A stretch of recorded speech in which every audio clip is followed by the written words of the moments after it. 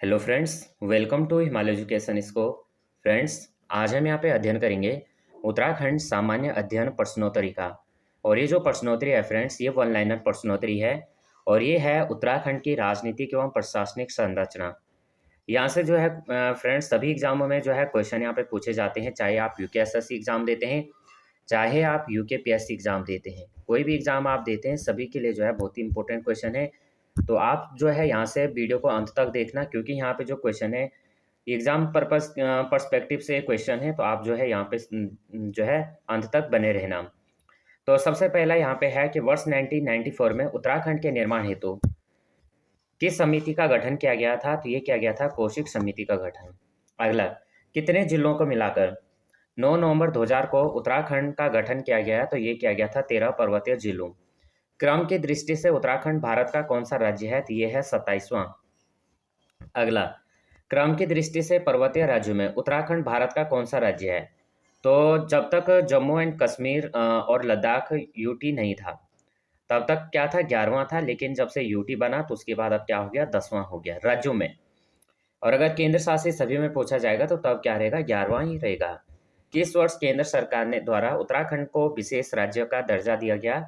ये दिया गया था 1 अप्रैल 2001 को। किस वर्ष केंद्र सरकार द्वारा, ये ध्यान देना है, केंद्र सरकार द्वारा 1 अप्रैल 2001 को जो है उत्तराखंड को विशेष राज्य का दर्जा दिया गया। भारत के कितने पर्वतीय राज्यों के विशेष राज्य का दर्जा प्राप्त है? तो ये है 11। किस वर्ष उत्तरांचल का नाम परिवर्तित कर यहाँ पे उत्तराखंड कर दिया गया? तो ये किया गया था 1 जनवरी 2007 को। अब देखेंगे उत्तराखंड की प्रशासनिक व्यवस्था। किस वर्ष नैनीताल को कुमाऊं मंडल का मुख्यालय बनाया गया? तो ये बनाया गया था 1854। वर्ष 1891 में कुमाऊं को किन 2 जिलों में बांट दिया गया था? तो 1891 में जो है कुमाऊं को अल्मोड़ा और नैनीताल 2 जिलों में बांट दिया गया था। किस वर्ष बद्रीदत्त पांडे ने पर्वतीय क्षेत्र के लिए अलग प्रशासनिक भाग बनाने की मांग की थी? की थी 1946 में। ये जो है फ्रेंड्स, बद्रीदत्त पांडे से रिलेटेड अगर आप देखना चाहते हैं, मैंने जो है यहाँ पे कुल्ली बेगार प्रथा वगैरह सभी यहाँ पे क्वेश्चन डाले हुए हैं। तो अगर आप देखना चाहते हैं तो आप प्लेलिस्ट जाके देख सकते हैं। कुमाऊं मंडल के प्रथम ब्रिटिश आयुक्त थे, ये थे ए गार्डनर। किस वर्ष टिहरी रियासत को कुमाऊं मंडल के चौथे जिले के रूप में सम्मिलित किया गया? 1 अगस्त 1949। किस वर्ष जो है टिहरी जनपद से उत्तरकाशी, पौड़ी जनपद से चमोली और अल्मोड़ा जनपद से पिथौरागढ़ को पृथक कर नए जिले बनाए गए थे? तो ये बनाए गए थे 1960 में। नेक्स्ट क्वेश्चन, किस वर्ष टिहरी रियासत को कुमाऊं मंडल के चौथे ये हो गया था? किस वर्ष जो है कुमाऊं मंडल विकास निगम, किस वर्ष कुमाऊं मंडल विकास निगम की स्थापना की गई थी? तो ये की गई थी 1966 में। किस वर्ष चमोली, पौड़ी, गढ़वाल, किस वर्ष चमोली, पौड़ी, गढ़वाल, टिहरी गढ़वाल तथा उत्तरकाशी जनपदों को मिलाकर गढ़वाल मंडल गठित किया गया था? वर्ष 1970 में। किस वर्ष जो है देहरादून को मेरठ मंडल से हटाकर गढ़वाल मंडल में सम्मिलित कर दिया गया? 1975 में। वर्ष 1975 में किन जिलों को मिलाकर कुमाऊं मंडल का गठन किया गया था? अल्मोड़ा, नैनीताल और पिथौरागढ़। वर्तमान में उत्तराखंड में कितने मंडल स्थित हैं? तो उपस्थित हैं 2 मंडल, कुमाऊं मंडल और गढ़वाल मंडल। उत्तराखंड के नैनीताल, अल्मोड़ा, पिथौरागढ़, उधम सिंह नगर, बागेश्वर और चंपावत जिले किस मंडल में सम्मिलित हैं? ये हैं कुमाऊं मंडल।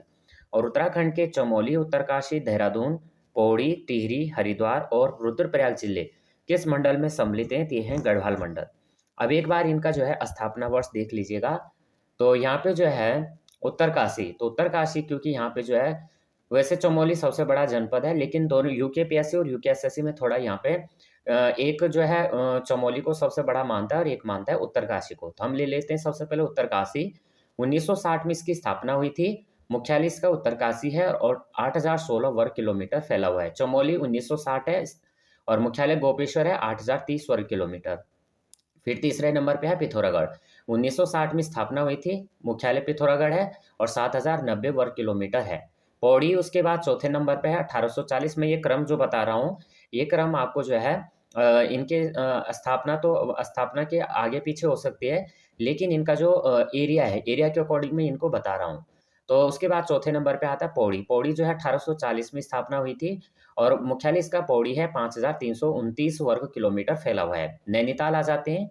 1891 में स्थापना हुई थी। नैनीताल का मुख्यालय नैनीताल में है और 4251 यानी 5वें नंबर पर नैनीताल। 6वें नंबर पर टिहरी आ जाता है, 1949 में स्थापना हुई थी। नई टिहरी जो है मुख्यालय है 3642 वर्ग किलोमीटर है। उसके बाद आ जाते हैं अल्मोड़ा, तो 1891 किलोमीटर फैला, 1891 में स्थापना हुई थी। और इसका जो अल्मोड़ा है, अल्मोड़ा का मुख्यालय अल्मोड़ा में है, 3139 वर्ग किलोमीटर। उसके बाद आ जाते हैं देहरादून, तो देहरादून जो है 1871 में स्थापना हुई थी। मुख्यालय देहरादून है, 3088 वर्ग किलोमीटर। उधम सिंह नगर 1995 में स्थापना हुई थी और 2542 वर्ग किलोमीटर। हरिद्वार 1988 में स्थापना और हरिद्वार मुख्यालय 2360 वर्ग किलोमीटर। बागेश्वर 1997 में स्थापना, मुख्यालय बागेश्वर 2246 वर्ग किलोमीटर। रुद्रप्रयाग 1997 में स्थापना और रुद्रप्रयाग मुख्यालय है 1984 में 84 वर्ग किलोमीटर। चंपावत 1997 में स्थापना हुई थी और मुख्यालय जो है चंपावत है 1766 वर्ग किलोमीटर। उत्तराखंड राज्य में जो है तहसीलों की संख्या 110 है और उत्तराखंड राज्य में जो है ब्लॉक है 95। अगला क्वेश्चन करते हैं, किस वर्ष देहरादून जिले की स्थापना की गई? 1871 में। पौड़ी जिले की स्थापना की गई 1840 में। अल्मोड़ा नैनीताल जिले की स्थापना की गई 1891 में और टिहरी जिले की स्थापना की गई 1949 में। अगला देखेंगे, उत्तराखंड वर्ष 1960 में किन जिलों की स्थापना की गई थी? तो पिथौरागढ़, उत्तरकाशी, चमोली। किस वर्ष हरिद्वार जिले की स्थापना की गई थी? 1988। किस वर्ष उधम सिंह नगर की स्थापना की गई? 1995। और उत्तराखंड में वर्ष 1997 में किन जिलों की स्थापना की गई थी? रुद्रप्रयाग, चंपावत और बागेश्वर। संविधान के किस अनुच्छेद के अनुसार उत्तराखंड में अन्य राज्यों की तरह संसदीय शासन प्रणाली लागू की गई है? अनुच्छेद 152 से 237 तक। राज्यपाल, मंत्रिपरिषद, मुख्यमंत्री, सचिवालय, कार्यकारी विभाग तथा महाधिवक्ता किसके अंतर्गत आते हैं? तो ये आते हैं कार्यपालिका के अंतर्गत। संविधान के किस अनुच्छेद में भारत को राज्यों का संघ कहा गया? अनुच्छेद 1। संविधान के किस अनुच्छेद के अंतर्गत राज्यों में एक राज्यपाल का प्रावधान किया गया है? अनुच्छेद 153। कौन राज्यों में कार्यपालिका का संवैधानिक प्रमुख होता है? ये होता है राज्यपाल। उत्तराखंड में राज्यपाल की नियुक्ति राष्ट्रपति के द्वारा कितने वर्षों के लिए की जाती है? 5 वर्ष के लिए। कौन जो है राज्यों के विश्वविद्यालयों का कुलाधिपति एवं राज्य का प्रथम नागरिक होता है? राज्यपाल। उत्तराखंड में कौन सी विधि जो है विधि के विरुद्ध किसी अपराध के लिए सिद्ध दोष ठहराए गए व्यक्ति के दंड को प्रवलिम्बन, विराम का परिहार अथवा लघुकरण कर सकता है? ये है राज्यपाल। नेक्स्ट क्वेश्चन कर लेते हैं। उत्तराखंड के प्रथम राज्यपाल थे, तो ये थे सुरजीत सिंह बरनाला। और सुरजीत सिंह बरनाला जो थे 9 नवंबर 2000 से और 7 जनवरी 2003 तक ये उत्तराखंड के प्रथम राज्यपाल रहे। उत्तराखंड की प्रथम महिला राज्यपाल थी, तो ये थी मार्गरेट अल्वा। और मार्गरेट अल्वा जो थी 6 अगस्त 2009 से 14 मई 2012 तक उत्तराखंड की राजधानी थी। संविधान के किस अनुच्छेद के अंतर्गत राज्यपाल मुख्यमंत्री की नियुक्ति करता है तथा मुख्यमंत्री की सलाह पर अन्य मंत्रियों की नियुक्ति करता है? तो यह है अनुच्छेद 164। नेक्स्ट क्वेश्चन है, उत्तराखंड के प्रथम राज्यपाल, ये हमने देख लिया। संविधान के किस अनुच्छेद के अंतर्गत राज्यपाल जो है राज्यपाल राज्य में संवैधानिक संकट की स्थिति में राष्ट्रपति को प्रतिवेदन भेजकर राज्य में राष्ट्रपति शासन लगाने हेतु सिफारिश करते हैं? तो यह है अनुच्छेद 356। उत्तराखंड में किस वर्ष राजभवन की स्थापना की गई थी? 1897 में। उत्तराखंड में ऐतिहासिक भवन राजभवन के निर्माण का श्रेय दिया जाता है? तो ये दिया जाता है lieutenant governor sir Antony MacDowell को। उत्तराखंड के प्रथम राज्यपाल सुरजीत सिंह बरनाला का कार्यकाल कितना था? तो 9 नवंबर 2000 से 7 जनवरी 2003 तक था। नेक्स्ट क्वेश्चन कर लेते हैं। उत्तराखंड के दूसरे राज्यपाल थे, तो ये थे कौन? सुदर्शन अग्रवाल। और इनका जो कार्यकाल था तो ये था 8 जनवरी 2003 से और 28 अक्टूबर 2007 तक। उसके बाद आ जाते हैं उत्तराखंड में BL जोशी किस कार्यकाल के अंतर्गत राज्यपाल रहे थे? ये रहे थे 29 अक्टूबर 2007 से 15 अगस्त 2009 तक। उत्तराखंड की प्रथम महिला राज्यपाल श्रीमती मार्गरेट अल्वा थी और इनका कार्यकाल था 6 अगस्त 2009 से 14 अप्रैल 2012 तक। संविधान के किस अनुच्छेद के अंतर्गत राज्यपाल को परामर्श एवं सहायता देने के लिए मंत्रिपरिषद की नियुक्ति की गई है? अनुच्छेद 163। उत्तराखंड की मंत्रिपरिषद का प्रधान होता है मुख्यमंत्री। उत्तराखंड मंत्रिपरिषद में कितनी श्रेणियां होती हैं? 3 होती हैं। कैबिनेट मंत्री होता है, राज्य मंत्री होता है, उपमंत्री होता है। उत्तराखंड के प्रत्येक मंत्री को पद ग्रहण करने से पूर्व किसके द्वारा पद एवं गोपनीयता की शपथ दिलाई जाती है? राज्यपाल। उत्तराखंड की वास्तविक रूप से शक्तियां किस में निहित होती हैं? मंत्रिपरिषद में। उत्तराखंड में मंत्रिपरिषद सामूहिक रूप से किसके प्रति उत्तरदायी होता है? विधानसभा। उत्तराखंड मंत्रिपरिषद में अधिकतम मंत्री कितने होते हैं? 12 मंत्री। और कार्यालय सामान्यतः कितने वर्ष का होता है? 5 वर्ष का होता है। और राज्य कार्यपालिका का वास्तविक प्रधान कौन होता है? ये होता है मुख्यमंत्री। उत्तराखंड के प्रथम मुख्यमंत्री कौन थे? तो ये थे फ्रेंड्स नित्यानंद स्वामी। इनका जो कार्यकाल था 9 नवंबर 2000 से और 29 अक्टूबर 2000 तक इनका 2001 तक इनका कार्यकाल था। यदि विधानसभा में किसी दल को बहुमत न मिला हो तो राज्यपाल द्वारा नियुक्त मुख्यमंत्री को कितने माह के अंतर्गत विधानसभा की सदस्यता प्राप्त करनी होगी? तो 6 माह। मंत्रिमंडल का अध्यक्ष होता है मुख्यमंत्री। राज्यपाल का प्रमुख सलाहकार होता है मुख्यमंत्री। उत्तराखंड के प्रथम मुख्यमंत्री नित्यानंद स्वामी का कार्यकाल कितना था? तो 9 नवंबर 2000 से 29 अक्टूबर 2001 तक। उत्तराखंड के द्वितीय मुख्यमंत्री कौन थे? भगत सिंह कोश्यारी थे। उत्तराखंड के मुख्यमंत्री नारायण दत्त तिवारी का कार्यकाल कितना था? 28 मार्च 2002 से और 7 मार्च 2007 तक। उत्तराखंड में कब प्रथम बार जो है राष्ट्रपति शासन लगा था? तो 28 मार्च 2016 से और 21 अप्रैल 2016 तक। उत्तराखंड में कब द्वितीय बार राष्ट्रपति शासन लगा था? तो 22 अप्रैल 2016 से और 11 मई 2016 तक। नेक्स्ट क्वेश्चन कर लेते हैं। उत्तराखंड के मंत्रिपरिषद के सदस्यों की प्रशासनिक सहायता एवं परामर्श के लिए किसका गठन किया गया है? सचिवालय। सचिवालय का प्रशासनिक अध्यक्ष कौन होता है? मुख्य सचिव। उत्तराखंड में विभिन्न विभागों में सचिव को क्या कहा जाता है? शासन सचिव। उत्तराखंड में मुख्य सचिव तथा शासन सचिव सामान्यतः होते हैं भारतीय प्रशासनिक सेवा के वरिष्ठ सदस्य। उत्तराखंड के प्रथम मुख्य सचिव कौन है? एन रविशंकर। और राज्य प्रशासन में पर्यवेक्षण, निर्देशन तथा नियंत्रण का कार्य किसके द्वारा किया जाता है? सचिवालय के द्वारा। सरकारी नीति निर्माण हेतु आवश्यक साधनों को एकत्र एवं विश्लेषण कर मंत्रिपरिषद के समक्ष कौन प्रस्तुत करता है? सचिवालय। उत्तराखंड के प्रमुख कार्यकारी विभाग है राज्य लोक सेवा आयोग और राज्य योजना आयोग।